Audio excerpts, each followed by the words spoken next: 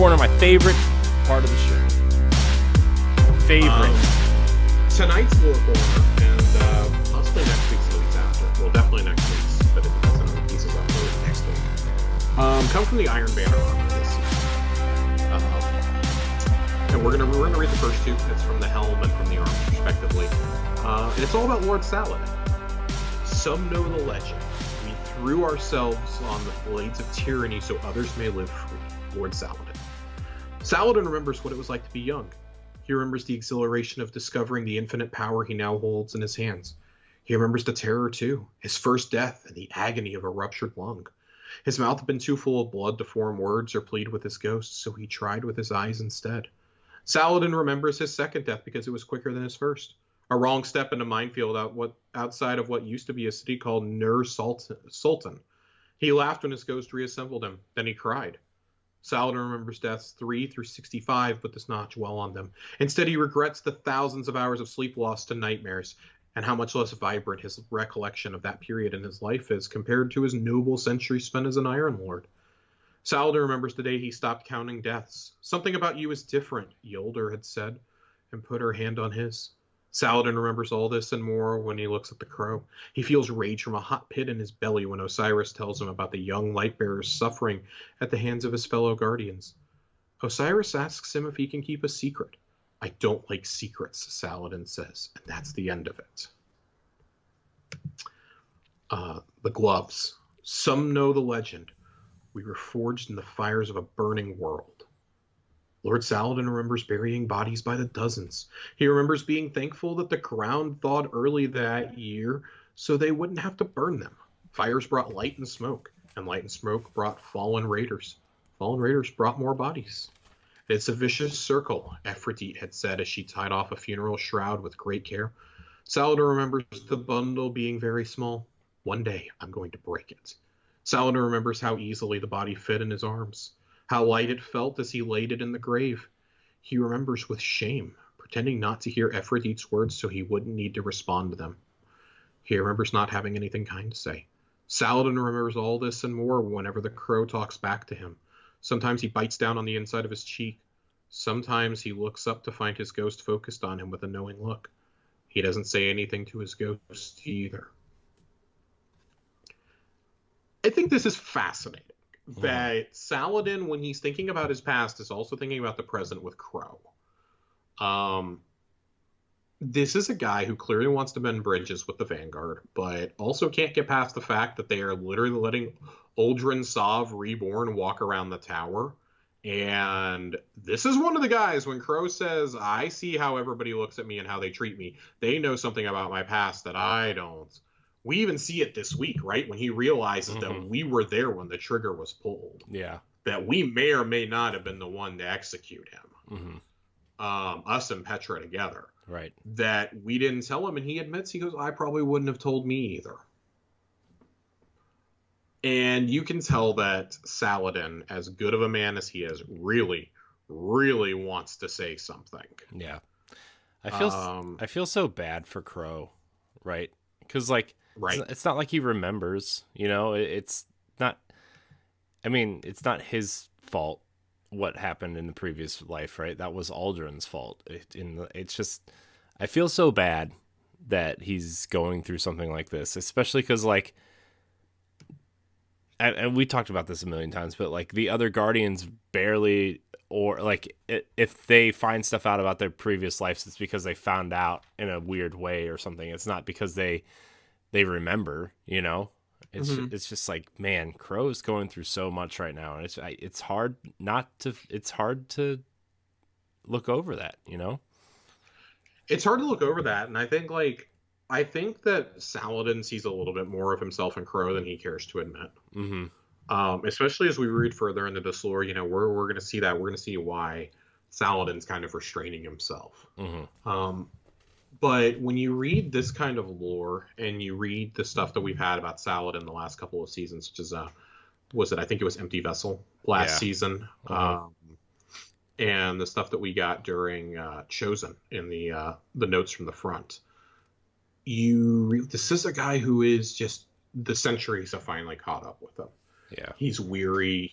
He's tired. He's had dialogue for us at the end of the Iron Banner quest. He doesn't trust what we're doing with Crow. He doesn't necessarily trust Zavala either, but he's gonna fall in line anyways because he realizes he's not in charge. Yeah. Even though he thinks he should be. Yeah. And that's why I think when we talk about, spoiler alert, that Saladin has to be on the short list, because I think all of this, they don't put things in these lore books without them having a purpose. Right. And especially like, because like that's something you don't think about either. Yeah, the Guardians are immortal because of their ghosts, but like the ones who have lived for like centuries, especially someone like Saladin who remembers things, and you know, like in this, they talk he was about one of the very first risen. Yeah. So, yeah.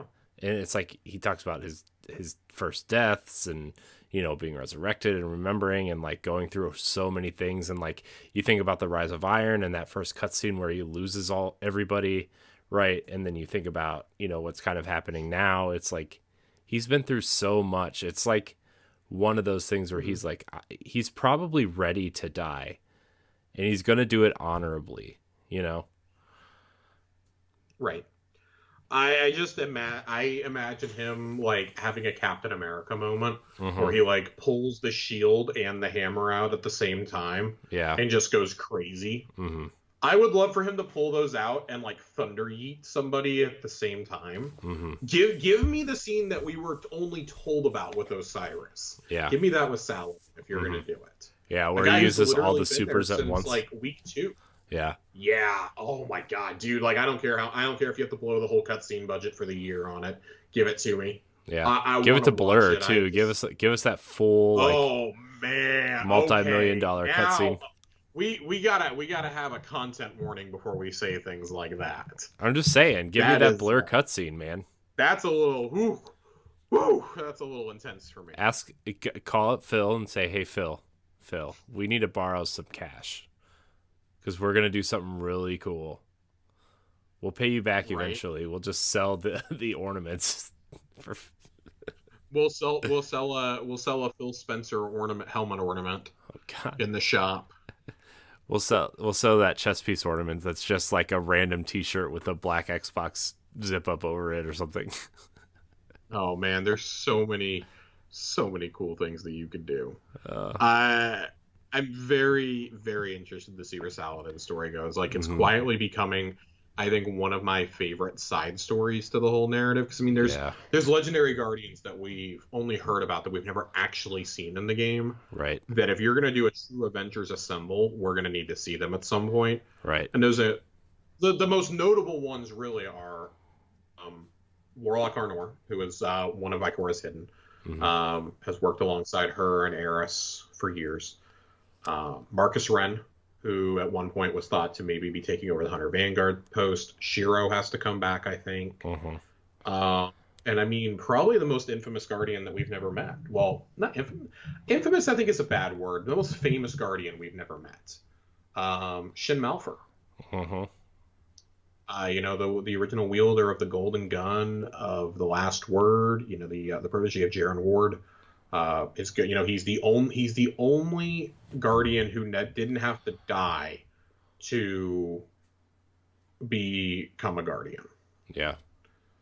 He didn't have to die first and have a ghost res him. Jaren Ward's ghost, after Jaren was murdered, came to find him and bonded with him. So I think that's, and I don't think that that's by coincidence. I do think that we're going to have something along those lines. Like, maybe somebody else's ghost does that at some point. So I'm kind of curious to see, because when we talk about the characters that are in the tower, you know, you see, and I know we're kind of getting off track here, but you see Amanda is lightless, and so is Hawthorne.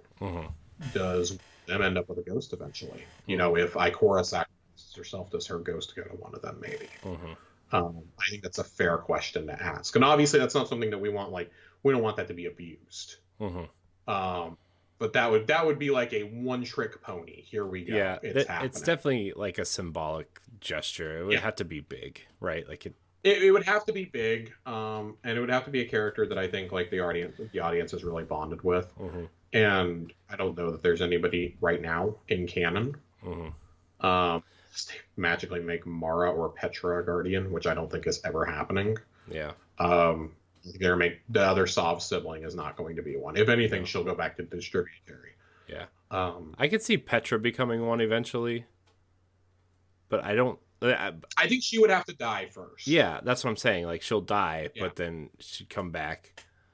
But then how would you do that? Because she's so loyal to the queen. Yeah, I don't know. I think, if anything, honestly, I could see Mithrax being the next one to get a ghost. Yeah. Of anybody. I think it would make sense because Mithrax worships the light, worships the Traveler, and we follow the Traveler's will. The Traveler has touched you. That man would follow us into the breach and never look back. It's true. Him and Saint, I'm telling you, that's the new bromance. Mm-hmm. That's the new bromance now. Saint and Osiris is so 2020. Saint and Mithrax now.